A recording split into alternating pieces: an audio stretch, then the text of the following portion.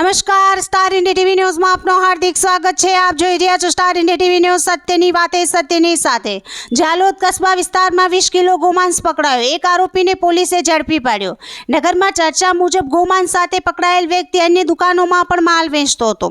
Jhalod police 24/9/2024ના રોજ નગરમાં પેટ્રોલિંગમાં હતી। તે દરમિયાન અંદાજિત સવારના 7:30 કલાકે પોલીસને બાતમી મળેલ હતી કે જાલોદ કસ્બા ફળિયામાં હુસેની ચોકમાં તોસીફ ઇબ્રાહિમ ભટિયારાના મકાનમાં આરોપી ગેરકાયદેસર રીતે વગર પરમિટે ગોમાંસ વેચી રહેલ છે।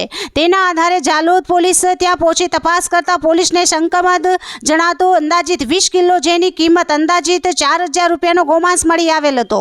પોલીસ દ્વારા શંકાસ્પદ જણાતું માંસ શેનું છે તેની તપાસ અર્થે સુરત FSL કચેરી ખાતે મોકલેલ હતો। સુરત FSL કચેરીએ તપાસ કરતા જતો ગોમાંસ હોવાનું માલુમ પડેલ હતો। પોલીસ દ્વારા ગેરકાયદેસર રીતે પશુઓ પ્રત્યે ક્રૂરતા અધિનિયમ નોંધી તોસીફ ઇબ્રાહિમ ભટિયારાની અટકાયત કરી આગળની તપાસ હાથ ધરી છે। જે વ્યક્તિના પર જાલોદ પોલીસ સ્ટેશનમાં ગોમાંસ અંગેનો ગુનો દાખલ થયેલ છે તે વ્યક્તિ નગરમાં દુકાનોમાં પણ વેચતો હતો તેવું લોકચર્ચામાં જાણવા મળેલ છે। તો આ વ્યક્તિ ક્યાં ક્યાં માંસ વેચતો હતો તે દિશામાં પોલીસ કાર્યવાહી કરે તેવું નગરજનો ઈચ્છી રહેલ છે। Star India TV news Jhalod reporter Pankajbhai Pandit, જિલ્લા દાહોદ।